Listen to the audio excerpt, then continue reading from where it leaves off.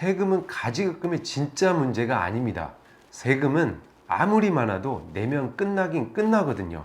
가지급금의 진짜 문제는 그 숫자가 한번 생기면 저절로 자라난다는 겁니다. 이게 무슨 말이냐면요. 가지급금이 처음 생길 때를 한번 떠올려 보시면 됩니다. 거창한 데서 발생하지 않죠.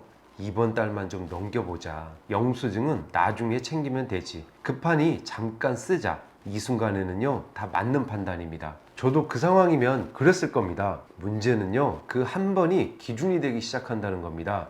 한 번이 기준이 되면 두 번이 습관이 되고 세 번째부터는 그냥 당연해지는 일입니다. 이때부터는 돈이 나가는 게 문제가 아니라 기준 없이 나가는 게 당연한 회사의 구조가 만들어지는 겁니다. 그리고 그 구조가 장부에 남은 숫자 바로 가지급금입니다. 여기서 대표님 이렇게 생각할 수 있어요. 그래도 내 회사 돈인데 내가 쓰는 게 뭐가 문제냐.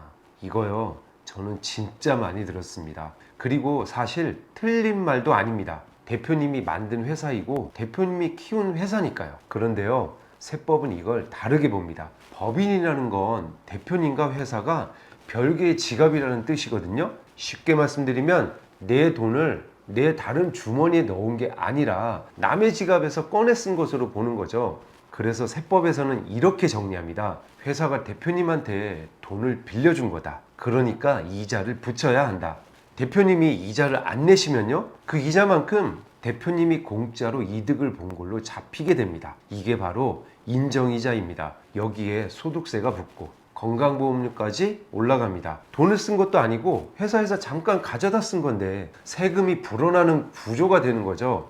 여기까지 들으시면 이런 생각도 드실 겁니다. 그러면 정리하면 되는 거 아닌가? 갚으면 끝나는 거 아닌가? 맞아요. 갚으시면 숫자는 없어집니다. 그런데요, 제가 진짜 드리고 싶은 말씀은 여기서부터인데요. 가지급금을 냉장고라고 한번 생각해 보세요. 냉장고 안에 유통기한 지난 게 잔뜩 쌓여 있습니다. 한번 싹 비우면 깨끗해지겠죠. 그런데 장 볼 때마다 아무 기준 없이 막 사서 넣으면 한 달이면 다시 똑같아집니다. 가지급금도 마찬가지죠. 정리하는 건요, 냉장고를 비우는 거고 진짜 문제는 장 보는 습관인 것입니다. 그래서 저는 가지급금을 볼 때 이 숫자를 어떻게 없앨까 보다 이 숫자가 왜 자꾸 생기는 구조일까, 이걸 먼저 봅니다. 실제로 제가 만났던 대표님 한 분 이야기를 드려볼게요. 제조업 하시는 분이었고 매출이 한 6, 70억 정도 되는 회사였습니다. 세무조사 대비하기 위해 장부를 같이 한번 살펴봤는데요. 여기에 가지급금이 1억 8천만 원이 찍혀 있었습니다.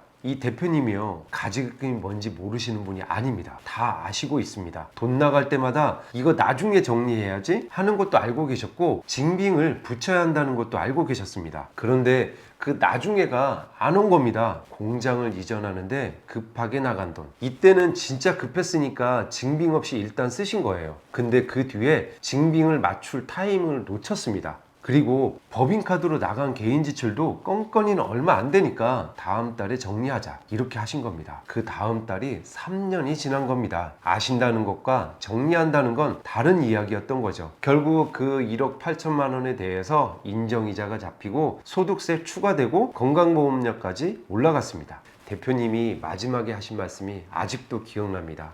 이거 하나하나는 진짜 별거 아니었다. 맞습니다. 하나하나는 별게 아닙니다. 그렇게 별게 아닌 게 3년 동안 쌓이면 1억 8천이 되는 겁니다.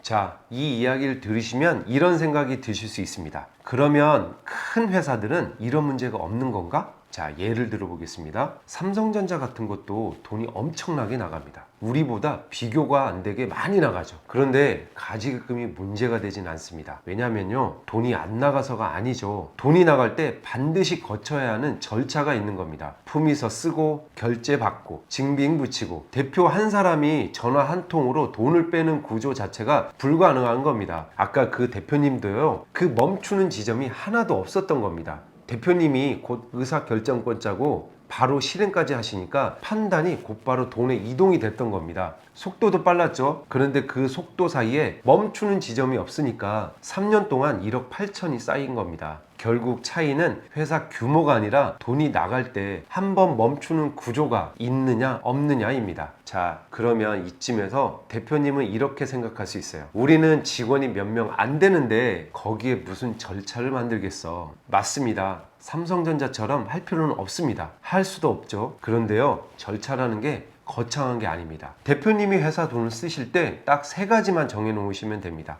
첫째, 대표님이 돈을 가져가실 때 정해진 방식이 있는지, 급여로 가져가시는 건지, 배당으로 가져가시는 건지, 그리고 그냥 돈이 필요할 때 빼시는 건지, 이게 정해져 있기만 해도 절반은 해결됩니다.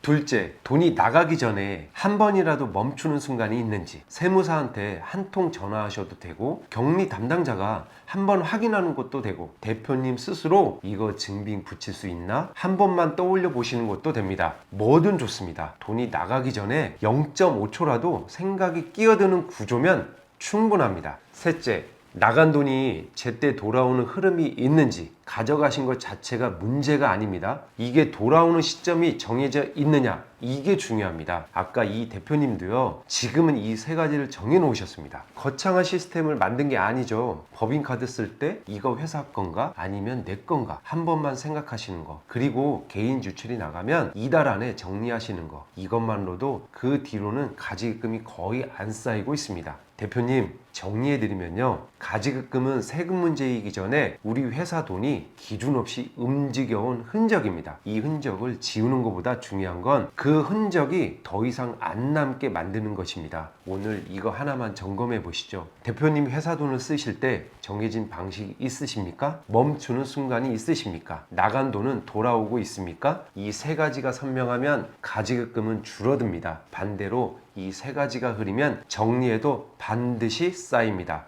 세무사 신동료였습니다.